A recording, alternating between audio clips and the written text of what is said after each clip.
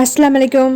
இன்றைக்கி வீடியோவில் மார்னிங் எந்திரிச்சதுலேருந்து பசங்களுக்கு பிரேக்ஃபாஸ்ட், அப்புறமா லஞ்சு, அப்படியே மார்னிங் ரேண்டமாக என்ன செஞ்சேன் அப்படின்னு சொல்லி தான் இந்த வீடியோவில் காமிச்சிருக்கேன்.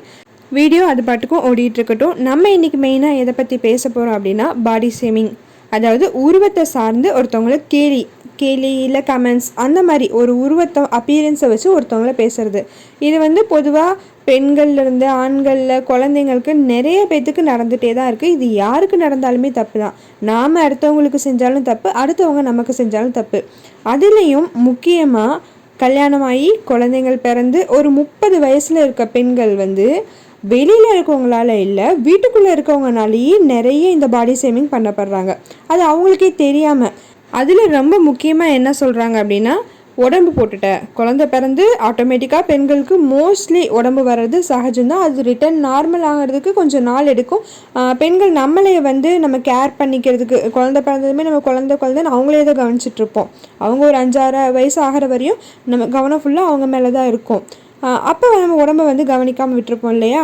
அந்த சமயத்தில் நம்ம வீட்டுக்குள்ளே இருக்கவங்கலேருந்து எல்லாருமே நம்ம மேலே திணிக்கிறது என்னென்னா, ஏன் குண்டாயிட்ட, என்ன இப்படி குண்டாக இருக்க, கழுத்தெல்லாம் வீங்கின மாதிரி இருக்குது, தைராய்டு இருக்கான்னு செக் பண்ணு, அப்புறம் வயிறு என்ன இப்படி தொப்பை போட்டுருச்சு, குழந்தை பிறந்து வயிறை கட்டாமல் விட்டுட்டே அப்படியே அந்த மாசமாக இருந்த தொப்பை அப்படியே நின்றுச்சு, இந்த மாதிரி நிறைய சொல்லிகிட்டே இருப்பாங்க.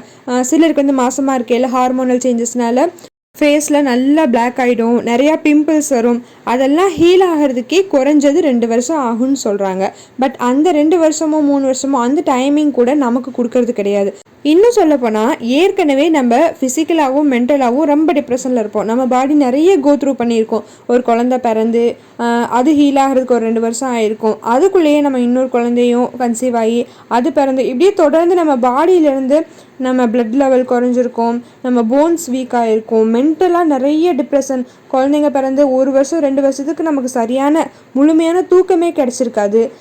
இதுலேயும் என்னென்னா, இது எல்லாமே நம்மளை சொல்கிற பெண்களும் கடந்து தான் வந்திருப்பாங்க. மோஸ்ட்லி இந்த பாடி ஷேமிங் பண்ணுறதுல பெண்களும் இருப்பாங்க.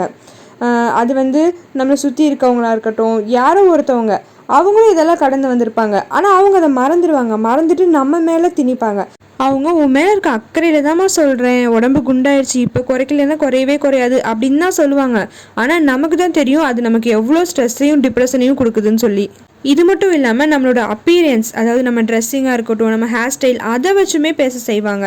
என்னென்னா, எந்த நேரம் பார்த்தாலும் நைட்டியோடையே இருக்க, தலையை ஒரு சீவி பூ வைக்கிறது இல்லை, கொண்டை போட்டுகிட்டே இருக்க, இதெல்லாம் நம்மளை மாதிரி இருக்கிற பெண்கள் நிறைய ஃபேஸ் பண்ணிட்டு தான் இருக்கோம் டெய்லியும். அதனால ரொம்பவே ஸ்ட்ரெஸ் ஆகிட்டு இருக்கும். இது எல்லாத்தையும் எப்படி ஓவர் கம் பண்ணலாம் அப்படின்னு சொல்லி நம்ம பேசலாம். எல்லாத்துக்கும் முன்னாடி நம்ம மனசில் நினைக்க வேண்டிய ஒரே ஒரு விஷயம், நம்மளோட வெளிப்புறத்தில் எப்படி இருக்கோங்கிறது அழகு இல்லைங்க. நாம் மனசளவில் எவ்வளோ நல்லவங்களாக இருக்கும், அடுத்தவங்கள்ட்ட எப்படி கைண்டாக இருக்கும், அடுத்தவங்களுக்கு எதுவும் கெட்டது நினைக்காம, அப்படி நம்ம மனசளவில் என்ன நல்லவங்களாக இருக்கோமோ அதுதான் நம்மளோட அழகை காட்டும். நம்மளை சுற்றி இருக்கவங்க என்ன வேணாலும் சொல்லட்டும், ஆனால் நம்மளை மனசார விரும்புகிற நேசிக்கிற ஒருத்தவங்களுக்கு நம்ம எப்படி இருந்தாலும் நம்ம அழகாக தான் தெரியும் அவங்க கண்ணுக்கு. ஏன்னா நம்ம உள்ளத்தை தான் அவங்க பார்த்துருப்பாங்க. நம்மளோட செயல்கள், நம்மளோட நடவடிக்கை எல்லாமே அவங்களுக்கு தெரிஞ்சனால நம்ம எப்படி இருந்தாலுமே அவங்களுக்கு நம்ம அழகாக தான் தெரியுவோம். சுற்றி இருக்கவங்க கண்ணுக்கு எல்லாமே குறையாதான் தெரியும். கொஞ்சம் உடம்பாக இருந்தால் குண்டு பூசணிக்காமாங்க, ஒல்லியாக இருந்தால் ஒல்லி பிச்சாமாங்க, ஹைட்டாக இருந்தால் நெட்டை கொக்கு, குட்டையாக இருந்தால் தவக்கலை, இந்த மாதிரி கருப்பாக இருந்தால் கருப்பு, முடி கொட்டனா சொட்டை, வழுக்க, எல்லாத்துக்கும் ஒரு குறை வச்சுருப்பாங்க, எல்லாத்துக்கும் ஒரு பட்டப்பேர் வச்சுருப்பாங்க. அதெல்லாம் நம்ம கண்டுக்கவே கூடாது. ஆக்சுவலாக குழந்தைங்கள்லாம் பிறந்ததுக்கப்புறமா நம்மளே நம்ம உடம்பு கண்ணாடியில் பார்த்து நிறைய ஃபீல் பண்ணுவோம். என்னென்னா, மேரேஜுக்கு முன்னாடி காலேஜ் போகிறப்பெல்லாம் நல்ல ஷேப்பில் இருந்தேன், நான் நல்ல ஃபேராக இருந்தேன், முடி நிறையா இருந்துச்சு, இப்போ பாரு எல்லாமே மாறிடுச்சு. இது இயற்கையாக இருக்கிறது தான். பட் அதுக்கான நம்ம ஃபீல் பண்ணவே தேவையில்லை. அழகுங்கிறது எப்பயுமே ஒரு நிரந்தரமானது கிடையாது. குழந்தை பிறந்ததுமே வயிற்றில் இருக்க ஸ்ட்ரெச் மார்க்ஸ்லாம் பார்த்து ரொம்ப பேர் ஃபீல் பண்ணுவோம். அதை நம்ம ஃபீலாக பார்க்காம நம்ம குழந்தை பிறந்ததுக்கான அடையாளமாக நினைங்க. அது நமக்கு அவார்ட் மாதிரி தெரியும். இப்போ இந்த ஸ்ட்ரெச் மார்க்ஸ்க்கெலாம் நிறைய சொல்யூஷன் வந்துருச்சு. ஆஃப்டர் டெலிவரியும் சரி, பிஃபோர் டெலிவரியும் சரி, நிறைய லோஷன்ஸ் இருக்குது. அப்ளை பண்ணால் அதெல்லாம் வரவே வராது. ஆமாம், உண்மைதான். இதெல்லாமே செஞ்சு நம்மளை இன்னும் ப்ரெசன்டபுளாக வச்சுக்கணும்னு நினைக்கிறவங்க தாராளமாக செய்யலாம். பட் நான் இங்கே மெயினாக பேசுகிறதுக்கு, இது எல்லாருனாலையும் செய்ய முடியறது இல்லை. எல்லாருனாலையும் எல்லாமே செய்ய முடியாது இல்லையா? அந்த மாதிரி செய்ய முடியாமல் ஃபீல் பண்ணிகிட்டு இருக்கவங்களுக்காக தான் நான் மெயினாக பேசுகிறேன். நான் மெயினாக உடம்பு அதிகமாக இருக்கிறதையோ, குண்டாக இருக்கிறதையோ, தொப்பையோடு இருக்கிறது, ஆரோக்கியம் இல்லாமல் இருக்கிறத என்கரேஜ் பண்ணுறதுக்காக இந்த வீடியோவில் கண்டிப்பாக பேசலைங்க. ஒரு குறிப்பிட்ட வயசில் குறிப்பிட்ட டைமிங்கில் எல்லா பெண்களுக்கும் இந்த மாதிரி உடம்புல நிறைய சேஞ்சஸ் வரும். அதை எப்படி ஈஸியாக ஃபேஸ் பண்ணுங்கள், அதுலேயும் அடுத்தவங்க நம்மளை சுற்றி இருக்கவங்க பண்ணுற கிரிட்டிசிசம் இது எல்லாத்துலேருந்தும் எப்படி மீண்டு வாங்கன்னு சொல்லி தான் நான் இந்த வீடியோவில் சொல்கிறேன்.